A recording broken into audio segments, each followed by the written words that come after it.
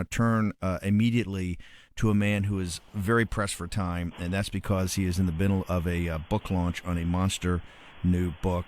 It is, of course, the great one, Mark Levin. Mark, I want to thank you for the other night after your radio show. You came on. We were live. Sirius XM, the Patriot Channel, was live in Cleveland, and you were the first, our first guest. And you really had something I think sent a tone for the night. And I'd never had a chance to tell you, but we had a tsunami of calls. I mean, a tsunami. I've never hosted a show that so overwhelmingly, we had the boards jammed. We stayed on till 1 a.m, and the boards were jammed the entire time. And 100% of the callers, not 99, not 99.9, 100% of the callers literally had your back. I think you inspired people. Do you want to talk about, you've actually pulled the camera back and have a deeper analysis of what went down Thursday night. Could you share that with our audience this morning? Well, first of all, it's always a pleasure, Stephen. And I just want to thank you and the people who work with you and your wonderful site, Breitbart, and the wonderful show that you do, because you're a solid, reliable, principled conservative. Yeah, I'll tell you what happened. What happened was, I think we were all duped. And the fact of the matter is that this was a ratings gambit. Now, if I go into a tunnel, because I'm on my Acela train to a book signing in New York, I'll be cut off. I can't control that. But that said, even today, it's all about who has Megyn Kelly's back and so forth and so on. You know, we the people, this is our process. We don't get many opportunities to go through primary elections. There's only 9 debates that the Republican National authorized. Fox had the opportunity to co-host one of them. And I feel like they took advantage of us. They took advantage of the audience. That second question by Megyn Kelly is outrageous. And I just want people to understand the extent to which they did opposition research on Trump. And Trump's not my guy. This isn't a matter of who do I support. This is a matter of basic fairness and what a debate is supposed to be like. This guy's had 14 seasons of The Apprentice, 7 of which are The Celebrity Apprentice, 185 television shows. Do you know they must have looked at every one of those shows to come up with a line that they had to take out of context about some lady on her knees? He didn't tell some woman to go on her knees. They brought it up to him, and he responded to it, and not in a sexual context. And Megyn Kelly specifically pointed to that as an example of his misogyny. Now, she's a lawyer.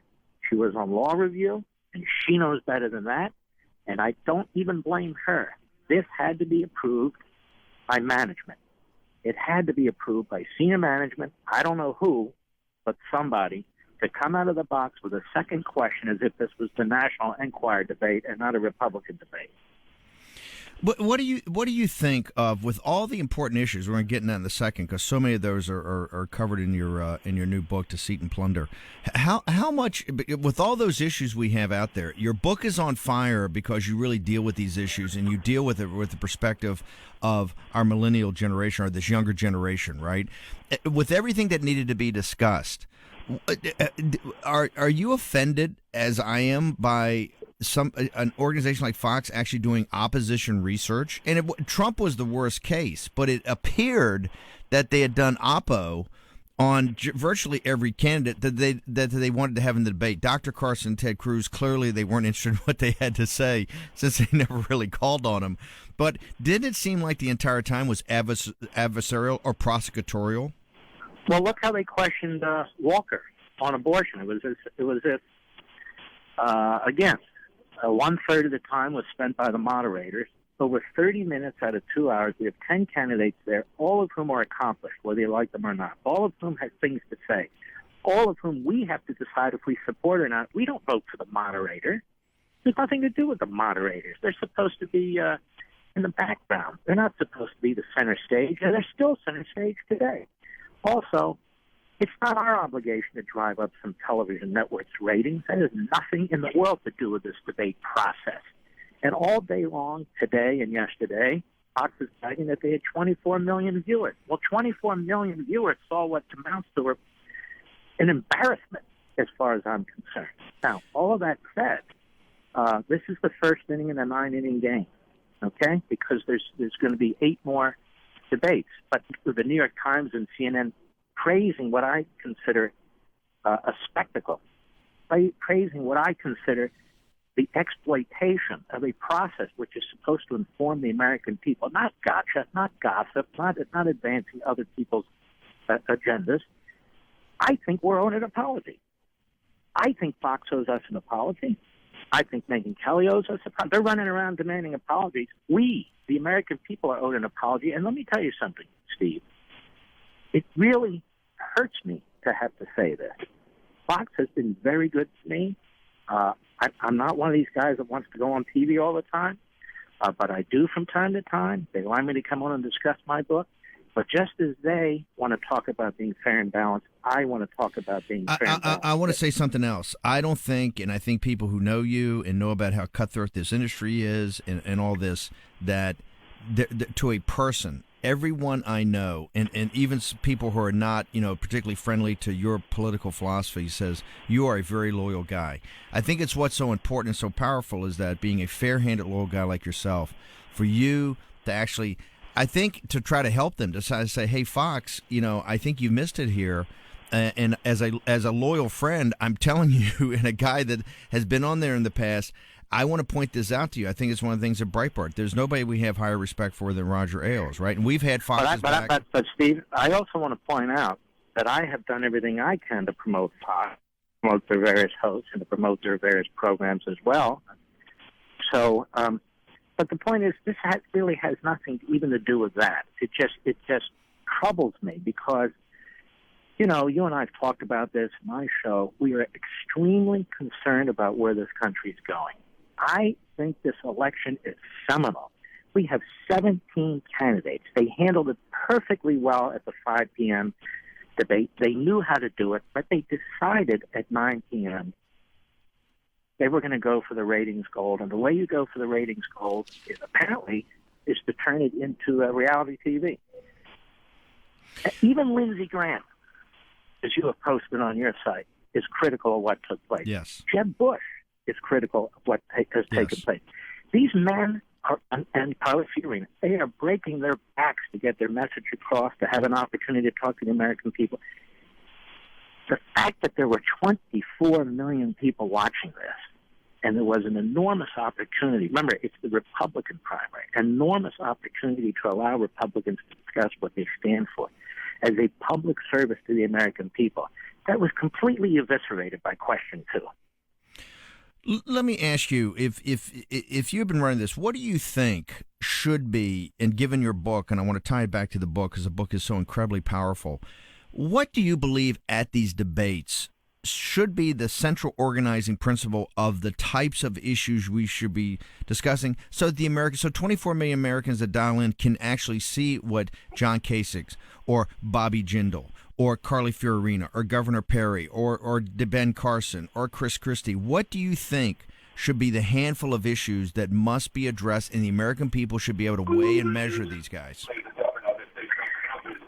I'm on the fascinating Amtrak train, and I want to thank your listeners for subsidizing my ride to New York here today. We have a very talkative engineer who won't shut the hell up. Now, where were we? Oh, the issues? A couple of tied from your book. What should you believe should be addressed? If people really want to see, and a lot of these people are being introduced throughout the country to Chris Christie and Ted Cruz and Ben Carson for the first time.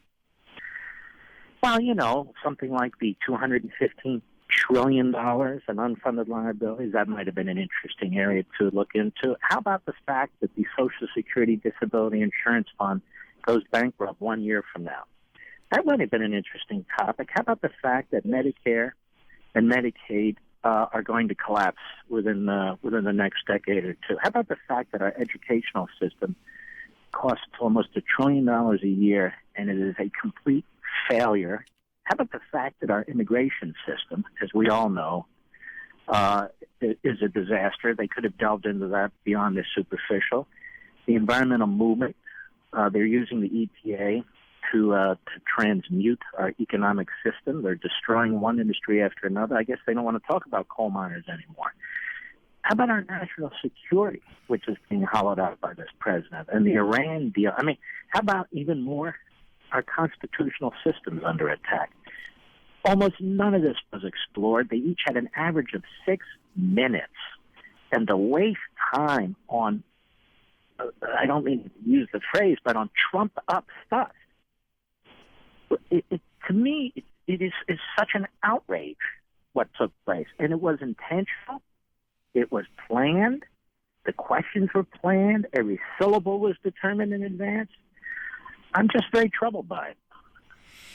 What would you like to see done to change this, Mark? If you had recommendations, what would you? Because I think a lot of people in the conservative movement, I can tell you, the entire 18 million uniques that visit Breitbart every month. And by the way, uniques, that means individual people. We have 40 million visits and almost 100 million page views. But everybody that comes to this site goes to your material. What would you like to tell them, your recommendations of how we sort this thing out and turn it around? I don't know yet. I do think we conservatives really need to think through how to fix this process. We can't leave it to the Republican establishment. We can't leave it to a news outlet. Let's be truthful. It's a corporation that has as its objective to get as many viewers as possible, no matter what it takes. And I think that's what was demonstrated on Thursday. And I'm not against the profit motive, but in this context, I think, this is a process that belongs to us. Conservatives, Republicans, the American people, not a particular corporation or even a particular host. And I'm sick and tired of this kind of a dumbing down of very, very crucial issues. The reason why most of us tuned in is because we wanted to see a debate. We wanted to see these people discuss these various issues. We didn't tune in to watch Megyn Kelly. Perfectly honest. We didn't tune in because it was Fox. We tuned in because this is the first debate out of 9, and we're very, very interested in these candidates. And more than that, we know this country's going over the cliff, and we want to do something about it, and we want to be able to make a good decision. We want to be able to apply our reasoning to what they're saying. And I think that did not happen. It did not happen because, obviously, the host of the debate had a different perspective than the rest of us. Can we pivot now to a second? You're on a train up to the tri-state area, to the New York area today because of the book signing of your massive new book. I'm heading to the bookstore book review in Huntington, Long Island at 1 p.m. We'll start signing. There are going to be thousands of great patriots there. The book is entitled Plunder and Deceit, and the subtitle, which is the gist of it, is Big Government's Exploitation of Young People and the Future. And you realize this is one of the things that bothers me. At that debate, there was zero discussion about your children and grandchildren, what this government, this big centralized government, is doing as a matter of policies, what the Democrats and the liberals, and quite frankly, the establishment Republicans are doing, the future generations. Wouldn't it have been nice to have at least 3 minutes to discuss that? See, I've already given up on the establishment and their surrogates and their mouthpieces, Stephen. That's why I wrote this book, Plunder and Deceit. I want to inform people at the grassroots level, not only what's being done to them, because on a superficial level we all know, but to dig in deep and to pound away and to make a prosecutor's brief on how big government is destroying our society in all these areas I discussed before. And the next step, how it is destroying the future of our children and grandchildren. And I want to stir our generation to start to defend the children and grandchildren that they love rather than allow this to take place. And I want to stir younger people who, poll after poll, have demonstrated that they don't trust authority, they don't trust the status quo, they don't trust politicians, and yet as an aggregate, they vote for all those things. And I want to try and deal with it. We have to do this, millions of us, fathers, mothers, grandparents, because otherwise it's not going to get done. The Republicans aren't going to do it. It's not going to happen in the classroom. The media is not going to do it. And I'm hoping this book, which I think is very powerful because it's selling extremely well, I'm hoping this book makes a difference and at least starts that process. I want to say, earlier I called it Deceit and Plunder. The deceit part the plunder part just takes your breath away. Could you just talk about a second about the deceit part? Because that's what's out in plain sight. And I think, and what I've told you from the beginning, I believe this book is going to reach an audience. Your books before have all been New York Times #1 bestsellers, have a massive audience. I think, like the 24 million the other day, I think this has the opportunity to go in and actually reach even many more Americans than you reach today. The deceit part is pretty shocking. There is the mainstream media is almost a working partner with big government and actually sometimes big corporations to divert the attention of the American people from these actually systemic problems that are so deep that we are in a crisis. These issues are not discussed anywhere except on conservative sites such as yours and conservative talk radio. They are not discussed on cable news, any cable news. They're not discussed on network news, any network news. They're not discussed on satellite for the most part. We have to go back sort of to the old days, during the pre-revolutionary period. How did people communicate with each other? With pamphlets and word of mouth. One gentleman wrote the committees for public safety, all the committees that had to be formed. Remember that? Yes. Oh, yeah. Committee for Public Safety, which was the sort of the intellectual movement and the conspiracy behind the revolution. So anyway, so I decided, and a fellow named Derek Hunter pointed this out in his review, every one of these chapters is a pamphlet. It's a pamphlet of the sort, pre-revolutionary. I'm not calling for revolution. I'm calling for a constitutional system, which we used to have. So that's what it is. This is 11 pamphlets, if you will, on different subjects.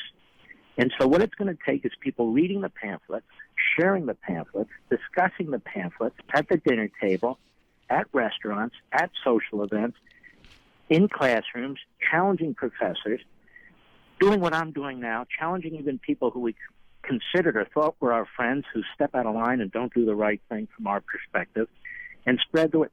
Stephen, there's tens of millions of us. We can't necessarily change these entrenched institutions, but we can go around them. We can go over them. We can go under them. Millions and millions of us talking to one or two people. It's tens of millions of us. That's how the Tea Party movement started. That's how the Reagan movement started. That's how the American Revolution started. And that's what I want to do gradually, but certainly in this case. Mark, I want to thank you so much. Once again, you're at the book review in Huntington, New York at 1 o'clock for a book signing. The book is Plunder and Deceit. It's Mark Levin's Megyn. And tomorrow, may I just say, sure, yeah. Sunday bookends in Ridgewood, New Jersey, and that's at 10 a.m. And you're a great, great friend, and I appreciate it, brother. And by the way, everybody listening, it's discounted heavily. Now's the time to strike. It's Plunder and Deceit. I think you'll like it. Read it and give it to one of your kids. God bless you, sir. Fantastic book. You too, my brother. Okay, good luck Take today. care. That's Mark Levin. Will be at book review in Huntington, New York.